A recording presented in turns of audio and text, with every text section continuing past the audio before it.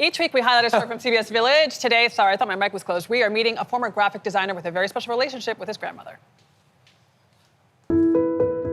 Simplicity in creation comes from a memory burned in the soul of Kenneth Tan. Stories from the past turned into pieces of art today, a generational journey shared between a grandson and his grandmother. I think we set off on this path together. I don't know, I'm still walking it. Still trying my best to keep our work going. The origins of their work can be found in a dusty briefcase. So this is where I keep all of her original paintings. Simple watercolor paintings that began in 2014 after Kenneth left his job as a graphic designer in Southern California and returned home to San Jose to help take care of his grandmother, his Lola. And one day after breakfast, we were at the kitchen table and I said, Lola, what do you want to do today?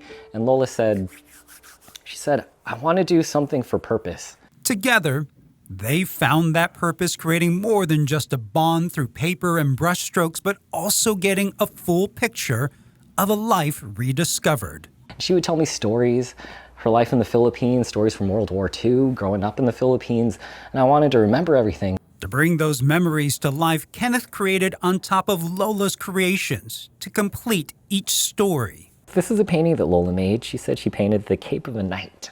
That simple painting became this, a picture of a national hero of the Philippines named Villamor. So Villamor was an ace pilot from the Philippines who fought for America during World War II.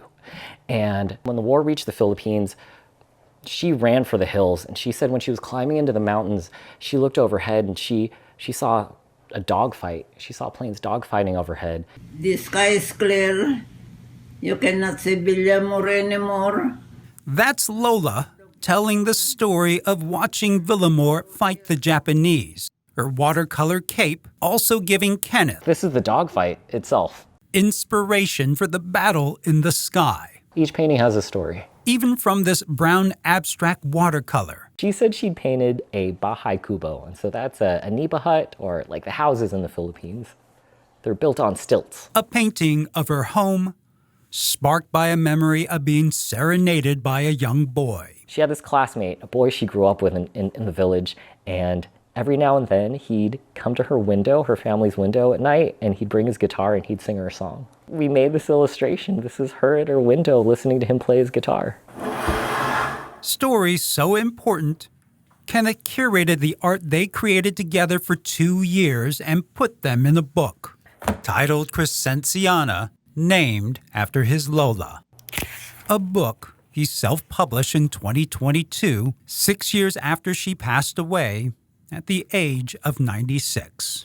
I don't want to forget my Lola. I feel like we live through our stories, and if the stories are gone, gosh, then that's it. So I don't know, maybe this is my way of grieving. This is my way of keeping her present. This is my way of letting her know that I see her and I hear her. That's why it's important to me. Where are the tissues? Ryan Yamamoto from CBS News Bay Area joins us now. You brought us that story. It was so beautifully done. We love Kenneth and his Lola and how much Filipino culture was infused into the piece. What was something that didn't make it into the story? You know, what did make it the story, he has so many pieces of art, beautiful pieces of art. You know, there's more than like 80 different watercolors in that dusty briefcase from his Lola. So I wish I could have presented more of his artwork in this piece. But of course, in news, you can only put so much into every piece. But I do want to say this, though. The beauty about this story, it's about a grandmother and a grandson, right? It's so universal, and it just happens to be about a Filipino family. But this could have been a Jewish family. This could have been a Black family, Latino family.